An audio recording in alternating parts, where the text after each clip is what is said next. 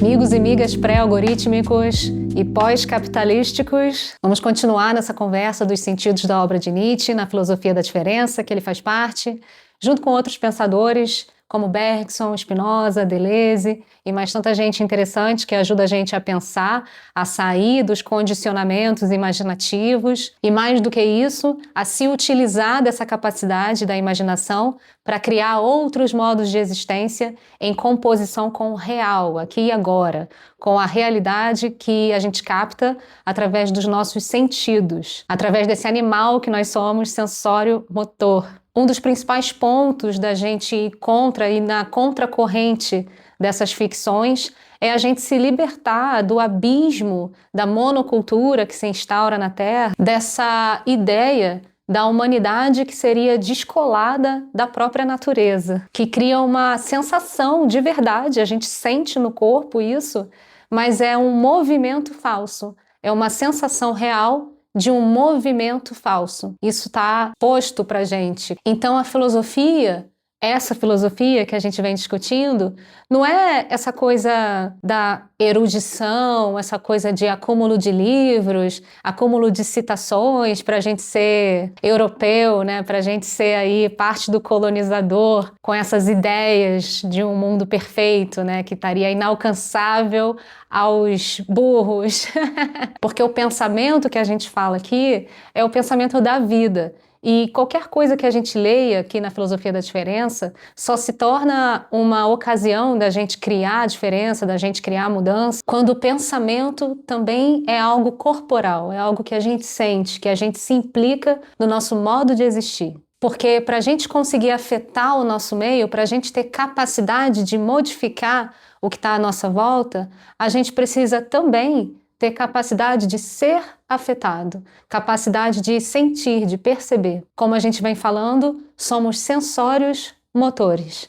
A gente está em composição com tudo à nossa volta e conosco também. Então, parece algo natural a gente precisar conversar um pouco sobre inteligência artificial à luz desse pensamento todo, porque uma das grandes ficções que estão rolando agora, aqui e agora, né? Ainda mais depois da gente ter falado de algumas ficções científicas que começam já desde antes de Hollywood a atacar a gente com tantas imagens, né, que a gente vem recebendo, para a gente exatamente corporificar o pensamento nas coisas reais que a gente vive agora, né? Nos temas reais que estão sendo percebidos por nós, não só na mente, mas no corpo. E você provavelmente já deve ter ouvido falar que a inteligência artificial não é nem inteligente e nem artificial. O Miguel Nicoleles, que você deve conhecer, aparentemente está escrevendo uma obra sobre isso com um título assim, ao que parece. Eu não tenho certeza, mas você provavelmente deve saber mais. E essa frase é muito adequada, nem inteligente e nem artificial, porque inteligente é só o que é vivo. Só o que é vivo pode desenvolver inteligência. Eu vou entrar nisso com Bergson, que a gente já vem discutindo, que viveu também antes, muito antes dessa conversa, sobre inteligência artificial, mas Bergson ganhou um prêmio Nobel pelo conjunto da sua obra, e ele foi muito a fundo na percepção sensório-motora que a gente tem, que tudo que é vivo tem. E, inclusive, Bergson traz ao mundo a ideia da intuição filosófica, que seria uma superação da própria inteligência em nós para chegar num nível que seria mais elevado, vamos dizer assim, onde a gente consegue de fato entrar no movimento criativo da existência. Só para a gente fechar essa coisa da frase do Nicoleles, nem inteligente nem artificial, a parte do artificial é porque, obviamente, tem muitos humanos trabalhando para a inteligência artificial estar aí disponível. Você também deve saber que tem muita gente espalhada pelo globo, principalmente nas partes mais pobres. Aqui no Brasil também tem muita gente que trabalha como categorizando algumas palavras, algumas associações de frases. Então, existe esse trabalho humano mesmo de tagueamento, vamos dizer, de colocar tags, categorias, para que esses prompts que a gente coloca, né, essas perguntas que a gente faz lá para a inteligência artificial, responda coisas coerentes. Então não tem nada de artificial nisso. Tem um monte de gente trabalhando para fazer com que esses modelos funcionem a maneira mais corrente, a maneira mais utilizada aqui por nós agora. Por isso que tem tanto delírio, como se fala, né, nas respostas que a gente recebe. Isso, é claro, só um detalhe, não faz parte do que a gente vai entrar. A gente vai focar mais na parte da inteligência, que não é nada uma inteligência, para a gente desmistificar essa ficção que está aí, né? Está em ebulição agora nessa realidade virtual. Tem muita gente falando que a inteligência artificial vai superar a humanidade. Vão ter robôs controlando a nossa existência. Quanto que isso se relaciona com vários filmes de Hollywood sobre ficção científica, né? Eu fico me questionando o quanto que a gente toma essas imagens de filmes, essas coisas sinistras e muito magníficas, como uma potencial questão que pode se dar na realidade. É claro que a ficção científica tem uma parte imaginativa muito interessante de exatamente trazer para extensão, né, para o campo da conversa, para o campo da troca, algumas situações que a gente poderia imaginar. Mas, de novo, a gente fica preso nisso como uma coisa que pode de fato acontecer, aí não, a gente precisa entrar no nível do detalhe molecular, granular, para a gente fazer distinções muito necessárias. Senão a gente não usa o pensamento. E o que é esse campo virtual, né? Essa virtualidade que está aí em ebulição a todo tempo, tanto no nosso meio social, nas trocas, mas na nossa mente. O que é isso que acontece quando a gente sonha, se você viu a conversa do último episódio? E por que a gente vai falar aqui da inteligência como algo que é só capaz de aparecer num corpo vivo, em um corpo? Porque a inteligência surge como uma maneira de lidar com as sensações que o corpo capta, seja dormindo, seja acordado, qualquer coisa. Há microsensações que vão sendo captadas ao longo da nossa duração, ao longo da existência, e que a mente vai interpretando, vai criando dali representações, imagens, esquemas, para ir refinando, para ir tornando a gente um ser mais capaz de um raciocínio lógico rápido. Por exemplo, quando você está lendo alguma coisa e a palavra está trocada, está errada, mas mesmo assim você entende, né? Nossa mente é capaz de compreender os sentidos, o que está sendo dito ali, sem que a gente precise ficar preso exatamente palavra a palavra, né? O próprio Bergson falou, se você tivesse que ler palavra a palavra quando você está lendo um jornal, você não ia conseguir ler o jornal inteiro, você ia ficar horas ali, né? Então tem um sentido que a nossa mente é capaz de captar por conta dessa velocidade que a gente entra na captação do que está sendo dito. E essas inúmeras percepções que a gente vai acumulando, que vão se tornando representações na mente, elas vão formulando mesmo o nosso inconsciente, essa nossa realidade virtual que de tempos em tempos vai se apresentando aqui e ali de determinadas maneiras, de acordo com o que a nossa realidade, o que a nossa vida nos pede para responder. Que problemas a gente vai tendo que responder e que criações a gente vai tendo que fazer de acordo com essas lembranças, com essas memórias. E aqui está um ponto essencial para a gente diferenciar entre essa dita inteligência da artificial, essa da Big Tech, e a inteligência mesmo viva, do corpo vivo. Porque a gente, como ser vivo, a gente não só fica acessando um banco de dados que está ali de maneira inerte, está guiado, categorizado.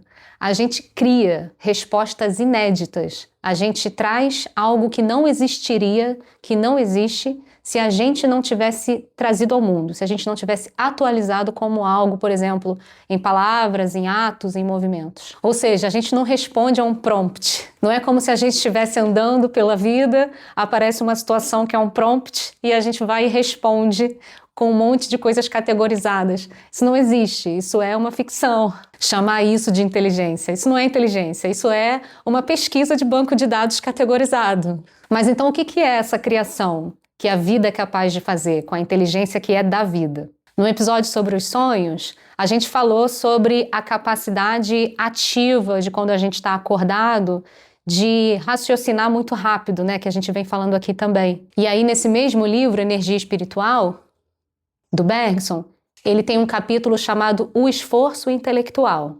E é incrível como esse capítulo se adequa a essa situação que a gente está vivendo agora. E olha que Bergson escreveu isso em 1902, para você ver como o pensamento é capaz de ir longe, sobretudo quando ele sabe diferenciar entre imaginação e realidade. E aí a gente tinha falado, né, que esse esforço da mente que está acordada para tentar encontrar as causas reais desses efeitos que a gente capta através do nosso corpo, é um esforço que demanda energia, né? Quando a gente está acordado, a gente está constantemente alerta, por mais que a gente não perceba. E quando a gente dorme, é exatamente o contrário que acontece.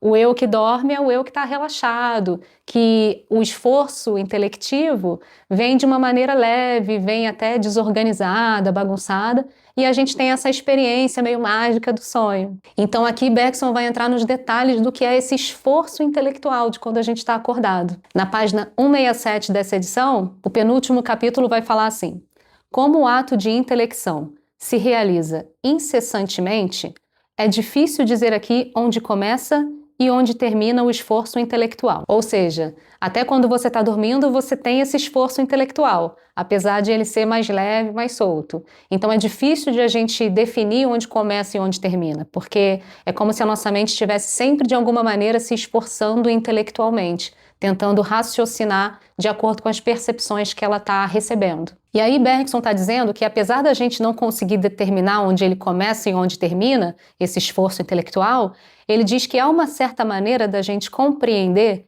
e interpretar que exclui o esforço. E há uma outra, sem implicá-lo necessariamente, que geralmente é observável quando ele se produz. Ou seja, ele está iniciando uma distinção do que poderia ser uma atividade mental que exclui o esforço, de fato, e a atividade que a gente conseguiria captar quando ele está acontecendo. Então ele vai dizer que o primeiro tipo, ele está chamando de intelecção, não mais de esforço, né? Porque seria essa intelecção da mente que não está se esforçando. Ele vai dizer para esse: o que é reconhecer um objeto usual, se não saber servir-se dele? O que é saber servir-se dele? O que é saber se servir de um objeto usual que você encontra? Se não esboçar maquinalmente, quando é percebido, a ação que o hábito associou a essa percepção. Ou seja, talvez essa velocidade que a gente entra quando a gente está lendo algo, vem aí uma coisa que é habitual, um hábito que a gente vai adquirindo conforme a gente vai começando a compreender sentidos de determinadas associações de palavras, de textos, de contextos, e por aí vai, né? Aí talvez seria algo mais próximo dessa coisa da inteligência artificial, que vai só associando de maneira habitual mesmo, né? Categorizada, vamos dizer. Mas só para fazer uma brincadeira, claro que não é a mesma coisa. E aí Bergson vai falar uma coisa interessante, que é a seguinte: essa intelecção totalmente automática do hábito estende-se muito mais longe do que se imagina. A conversação corrente aqui do nosso tempo, 1902, mas também agora, compõe-se em grande parte de respostas estereotipadas para perguntas banais, com a resposta sucedendo-se à pergunta sem que a inteligência se interesse pelo sentido de uma ou de outra. Ou seja, a gente vai entrando numa coisa de estereótipo, numa conversa com alguém, só respondendo como se fosse mesmo algo que não para pensar. Você recebe uma crítica ou algum tipo de frase que tem um gatilho e dali você já dá uma resposta automática e vai naquilo ali, né? Que pode gerar um ódio ou não necessariamente, mas enfim, ele está falando disso, né? Da conversa pelo hábito, que não tem interesse, que não tem esforço pelo sentido do que a pessoa quer trazer, que fica preso nas palavras. E aí ele vai seguir. É assim que pessoas dementes manterão uma conversa mais ou menos coerente sobre um assunto simples, embora já não saibam o que estão dizendo.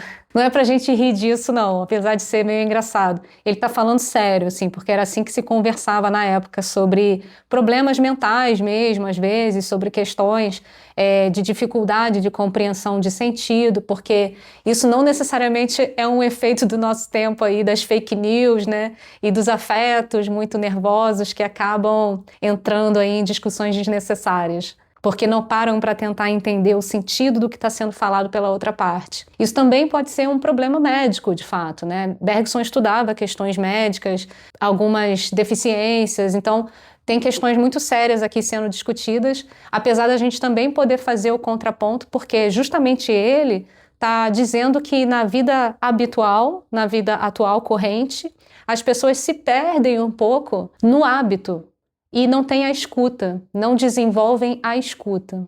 Ele próprio está fazendo esse contraponto, apesar dele não estar entrando nas questões da internet que a gente tem hoje, né? Que acaba se tornando mesmo algo sem sentido, né? Algo que, para que está ali o pessoal brigando à toa e não está percebendo o que o outro realmente quer dizer. É difícil a gente ter uma escuta na maior parte do tempo, porque a gente está muito preso no hábito de responder já com respostas prontas a coisas que nos vêm que, sobretudo, afetam muito a gente, deixam a gente muito tenso, né? Muito precisando entrar num combate ali às vezes. Então essa seria a intelecção que não tem esforço, que não tem escuta, que não tem criação. Ele está separando essa da segunda intelecção, do segundo tipo, que seria esse que realmente tem um esforço. Então ele vai falar: muito diferente é a intelecção autêntica. Na intelecção autêntica, ele vai falar na página seguinte, ele vai dizer que quando você recebe alguma coisa nova, que você escuta e que você não compreende, algum conceito novo ou uma fórmula matemática, que ele vai dar esse exemplo aqui, mas mesmo qualquer coisa que você esteja aprendendo, apreendendo sobre a sua realidade, ele vai dizer aqui que a gente precisa ser capaz, quando a gente vai entender algo novo, de reencontrar aquela coisa que está sendo dita por nós próprios. A gente vai ter que criar novamente, por assim dizer, tirando de nosso próprio fundo, das nossas próprias lembranças, das nossas próprias percepções acumuladas no tempo, a expressão da verdade matemática, no caso, se for, por exemplo, uma fórmula matemática que você está aprendendo, que elas ensinam. Ou seja, o esforço intelectivo real, de fato, é um esforço criativo por si só. Porque quando você percebe algo novo, quando você precisa compreender uma fórmula matemática ou uma ideia diferente que você ainda não tinha tido contato, você não só assimila passivamente, você precisa criar aquele conceito, recriar, traçar caminhos por si próprio, que são só seus, são únicos, para que você consiga de fato corporalizar aquela ideia como agora sim algo seu. Então é como se você se apropriasse daquela nova realidade, recriando em você mesmo. E ele dá um exemplo interessante aqui na sequência, que é, por exemplo, quando você está lendo ou conversando ou ouvindo uma outra língua, uma língua que não é a sua língua nativa. Quando você está nesse processo de escuta em outra língua, você só consegue compreender se você apela, se você chama as suas próprias lembranças que você já construiu daquela língua. Então a gente ouve alguma coisa, pode não entender uma palavra ou outra ali, mas no contexto a gente vai recriando aquele sentido para a gente ter uma escuta ativa do que está sendo dito, e daí a gente começar a pensar em outros grupos de representações que podem ajudar na significação do que está sendo dito, mas que esse é um processo também criativo, é um processo que vem de dentro para fora. E aí ele bota uma frase muito boa, que é a lembrança que nos faz ver e ouvir. Ao contrário do que se pensa, que a gente vê, ouve, sente pela percepção só, mas não é. A gente percebe e lembra ao mesmo tempo. É por isso que o passado se apresenta junto com o presente. É por isso que a gente já trocou um pouco sobre isso, que Bergson traz, essa ideia de um passado que não é um tempo perdido lá atrás, até com a brincadeira da volta no tempo, do multiverso. O passado está aqui agora, está com a gente.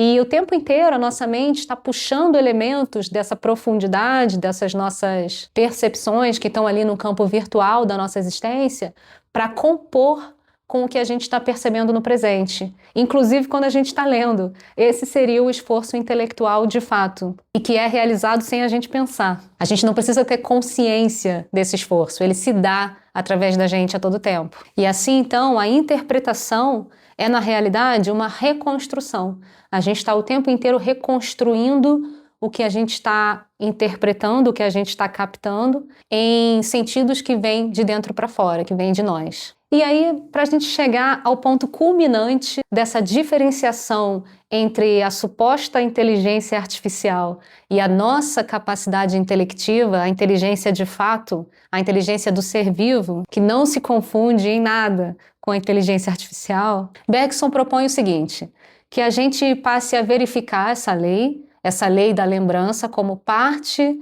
da nossa percepção, dessa reconstrução de interpretação que a gente vai fazendo conforme a gente vai vivendo, a gente verificar então essa lei nas mais altas formas do esforço intelectual. Quais seriam as mais altas formas do nosso esforço? Ele está falando aqui que é o esforço de invenção, é o esforço criativo. Quando é que a gente de fato cria algo no mundo? E se você é um criativo, uma criativa, ou se você já sentiu que você criou algo novo, seja de fato algum tipo de obra, ou mesmo quando você se deparou com alguma língua estrangeira e sentiu que você teve um esforço de criação ali para compreender algo, que seja, em qualquer nível que você já tenha se conectado com uma criação que você trouxe ao mundo, você provavelmente percebeu que a primeira coisa que acontece é uma sensação. Antes de você ter as palavras, por exemplo, se você escreveu algo, você tem primeiro uma sensação.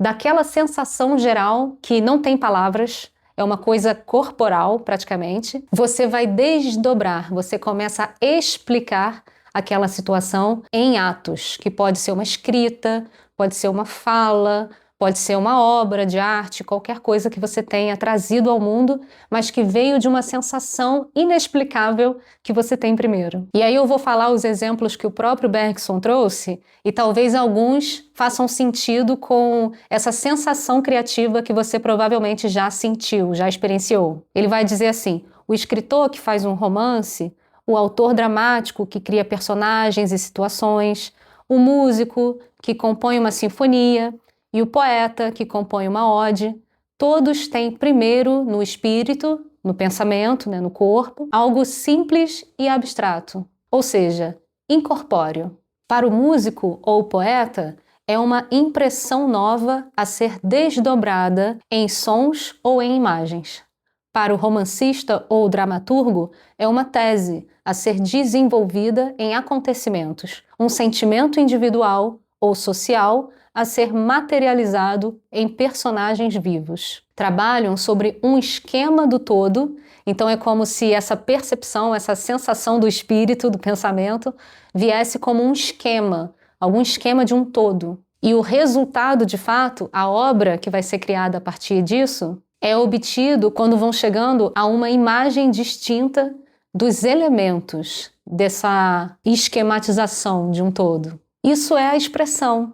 Isso é o problema de Spinoza, como a obra do Deleuze fala, Spinoza e o problema da expressão. Isso é a gente alcançar a nossa capacidade máxima de existência. É a gente se conectar com esses afetos, essas sensações que são trampolins praticamente para a gente expressar algo novo ao mundo. Claro que isso não é só para você criar uma obra de arte incrível, maravilhosa. Isso também vem nas micro-interações, nas micro-sensações. Aí tá a gente começar a criação do nosso próprio tempo, da composição de nós com nós mesmos, para que a gente consiga se compor melhor com o que está à nossa volta. E na verdade isso acontece até quando a gente está conversando, né? Quando a gente fala. Claro, quando a gente tem a escuta ativa, quando a gente fala. Porque quantas vezes você estava conversando e aí a primeira coisa que vem é um movimento do corpo e depois é que vem a palavra do que você quer falar. Dali você está criando mesmo uma extensão, você está desenvolvendo algo que é uma sensação primeira em você. E aí só trazendo mais um exemplo interessante para quem viu Cosmos, do Carl Sagan, em 1980, que aliás está disponível de graça na internet, é interessantíssimo esse documentário.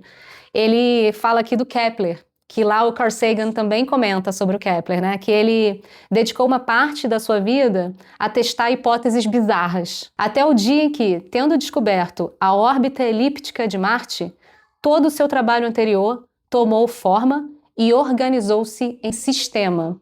É muito interessante o que aconteceu com Kepler, porque ele ficou ali testando várias coisas que eram malucas, assim, na pura imaginação, aparentemente, indo lá e cá e tal, e fazendo vários cálculos matemáticos, até que ele descobre uma coisa que é, de fato, real, que é que a órbita de Marte é elíptica e não circular.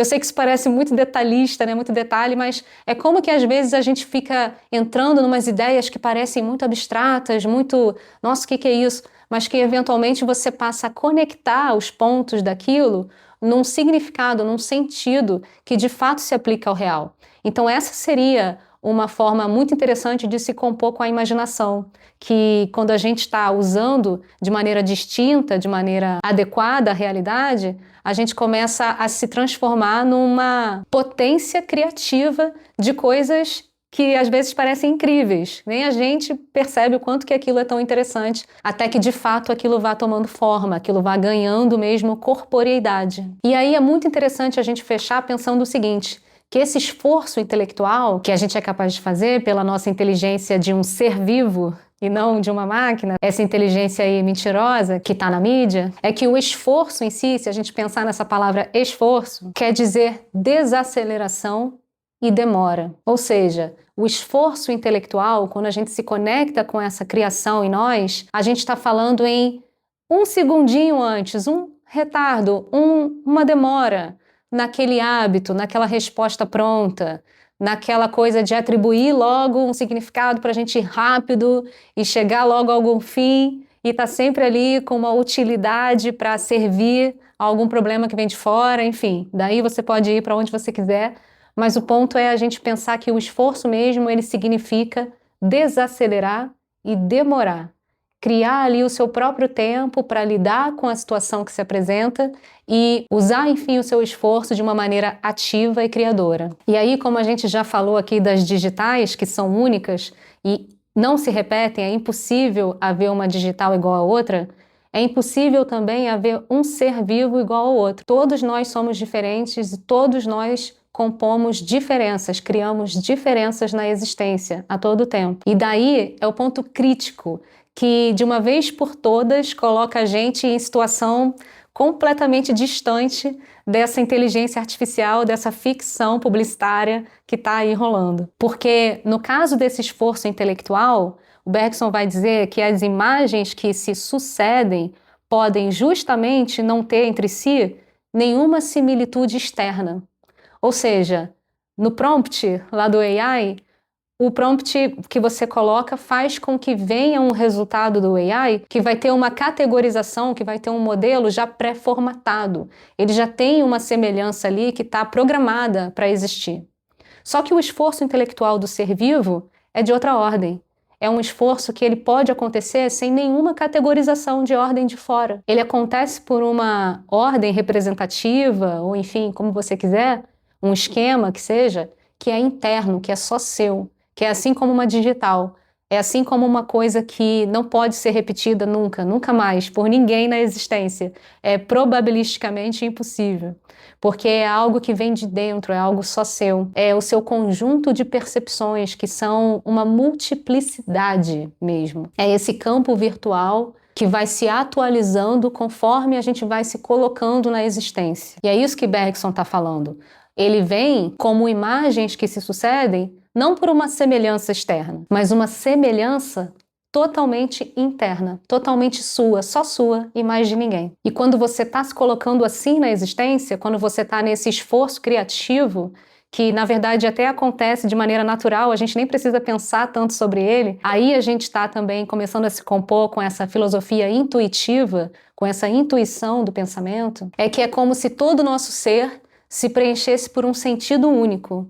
Uma única coisa explode na gente, praticamente implode, porque vem de dentro para fora, e a gente começa ali a materializar uma série de objetos, seja uma fala, uma escrita, um poema, o que quer que seja, que tem um sentido único para a gente ali naquele momento. É um esforço criativo de fato. É algo que é trazido ao mundo que não existia antes e que não iria existir se não fosse esse esforço intelectual que você se colocou ali naquele momento. Isso é criar. E a gente faz isso o tempo inteiro, a não ser que a gente esteja preso em algum hábito, em algum movimento que a gente faz sem esforço. Quando a gente está numa resposta pronta, quando a gente não percebe, não capta com uma escuta ativa, ou mesmo com o campo sensório ativo, para os sentidos que vão sendo apresentados no que a gente capta. Então, com isso tudo, está muito claro que a gente não vai cooperar nem um pouco com esse abismo tecnocolonial que está sendo imposto aí agora, nesse momento, enquanto a gente está vivo aqui conversando, porque é muito mais vivo do que essas big techs. Estamos nós, que somos carne, osso, sangue, somos corpo, mente, desejo, somos muito mais capacidade de perceber o nosso meio, de criar com esse meio, de trazer à tona sensações, realidades virtuais que nunca existiriam se não fosse a nossa capacidade criativa a cada momento da existência. A gente não é um ente fictício, uma realidade publicitária, uma imposição de fora. A gente é um ser real, com pele, osso e carne. E criativos por natureza, como toda a natureza, como parte da natureza que somos. Então vamos se conectar com essa criação imanente a nós, com esforço sim, com trabalho sim, com implicação de si, sim, com certeza, mas não é o esforço, não é o trabalho esse cooptado pelo neoliberalismo, não é esse trabalho que é útil a algo de fora, é o trabalho que é útil à nossa potência, à nossa força criativa de existir. Então, bora de dar banda na terapia por AI. Chega de fomentar data center no nosso Brasil amazônico. É claro que a gente eventualmente usa essa ferramenta, a gente também é um trabalhador do capital, mas, como qualquer ferramenta, a gente tem que saber usar e diferenciar o que é ferramenta e o que é o nosso corpo, o que é a nossa potência criativa, a nossa força de existência, que é só nossa, e que é muito mais sinistra do que um prompt e um banco de dados categorizado, com um nome publicitário bonitinho e campanha para a gente usar cada vez mais. Por favor, né? Bora de banda no poder imperial, mesmo se ele tiver disfarçado de skin high-tech freemium. Vamos junto, vamos misturado, sem confundir, mas para desorganizar, para criar, trazer coisa nova que não existe, não vai existir se a gente não se implicar. Bora junto!